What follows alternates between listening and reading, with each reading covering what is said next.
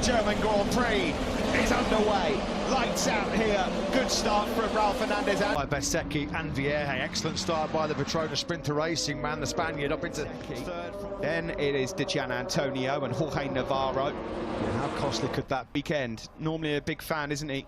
Yeah, a weekend. Of this circuit. Weekend to forget for both. 7 kilometre sack.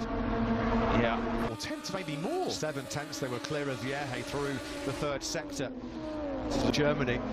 Fernandez was a little bit wide coming out of turn 13 to complete lap 1, but they are almost in second for now. Was that yellow flags on the... He's down to 12th, in fact make that 13th. Yeah, and you can see Bezzecchi stuck behind his fellow Italian, Marco Bezzecchi. And Remy's almost got to be a bit clever here, hasn't he? And just maybe not interrupt Raul Fernandez. Involved in exchanges, it might just invite Vierge, Bezzecchi and Gian Antonio into it. That said, nicely done on the inside, on the brakes, down the hill into turn 12. One of the few overtaking opportunities around to take the early lead here. He's been content over the last couple of Grand Prix to sit late on behind Raul Fernandez. Has come to the fore. With Gardner, the first man of the day into the 123s, a 120th start, has 10th is Ben Snyder after that. Nursing that sore neck at the moment after that crash at turn 12 on Friday in the Saxon Ring. This is astonishing by Gardner. He's just done another fastest lap of the race, a 23.767. A second quicker than anybody else on the circuit right now. 23.7. The tyres, the engines, mostly the chassis, the electronics. Vierge is third. Pack have lost a second per lap already in this Grand Prix. Astonishing, isn't it? It's just been there, but the last 5-6 races, no one can touch them. You know what's happened here? Assen coming shortly for Aldegar. Cross because he knows he's got the speed to get past the 3 bikes ahead of him. And these two are gone. He just did his fastest lap. The front early here, and I think he was pushing those tyres quicker, and he's taken the bait. Turn 3, first mistake of his. So easy down the hill, isn't it? Remy Gardner was stretched. He said that he'd told the guys finish the race. This was his nightmare. Long from the rookie, and that now gives Remy Gardner not just a huge lead in this race, but an amazing opportunity himself. He mentioned that face of thunder. Just a bit. Rare mistakes. Assured, so measured so far in 2021. Just trying so hard to get the hooks into his teammate Remy Gardner. Now Gardner's just quite content to just slip now into the mid to high 124s. Well, the thing is, Matt, because he's a second quicker than anyone else, he can roll off to being half a second of Augusto Fernandez. That's at turn 12. And that's down the bottom of the hill where we're coming right. Yeah, that one will be looked into. It's a shame for both. It's a 5.5. These kind of opportunities so far this season. And another golden opportunity back in Moto2. And he could be well be joining that exclusive club here today. Before that, we knew he was going to be a part of this team. And now, Saxon Ring Sunshot. Back with your race leader, Remy Gardner, who's just now in. Will be 2 men that could hound him in this Grand Prix.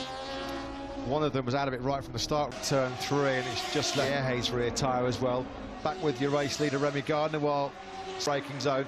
A damaging day for that young man's championship aspirations, of course, still not out of it by any, through no fault of his own as well. He's taking some big hits right now as Delapes towards that top 10. Not putting a foot wrong here, the Aussie, number 87. Yeah, the only man that can lose this race is Remy Gardner himself. Iagura coming on strong again in the latter stages. Such an impressive display once more from the Japanese. Yeah, when you think of his lack of experience in Moto2, his time management is very impressive. Yesterday, and well, the race till now is wonderful. His pace is really happy, but well, the race is still really long. We had number 8. Still comfortable out front, lapping within himself. He's already beaten the all-time lap record in terms of... Well, he looked great from the get-go. He led both sessions on Friday. Second and Bezzecchi in third. It's 2.1 seconds. It has come down over the last couple of laps. Not enough. We'll keep tabs on that over the next couple of laps. But so far, flawless performance from Remy Gardner. And he's on course for his first contention, never has been in contention right from the get-go. Thumbs up from the Red Bull KTM. Easier said than done, of course. Whether he still might have had something for Bezzecchi and the Gian Antonio, he ticking down. 3 laps to go, and Remy Gardner miles clear. To dwell on that disappointment, is he, Raul Fernandez? Which is probably just as well, really. There's the dropped out. Remy's just been riding within himself here.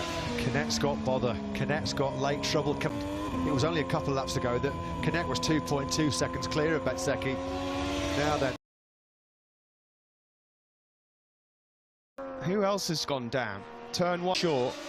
Who else has just gone down? I think it's Joe Roberts who's crashed out, the American. Brilliant job and takes second place, because this man, well, he was the race's rival at the first corner, but he's going to be the first Australian to win 3 Grand Prix in a row since Casey Stoner history. And Remy Gardner net. Third is Bezzecchi.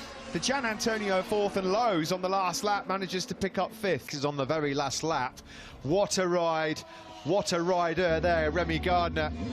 I'm in the 72-year history of Grand Prix racing. No Australian has come before Remy Gardner and won 3 times in a row. To going to start. He likes the firework, Remy Gardner. He wins by 6.1 seconds.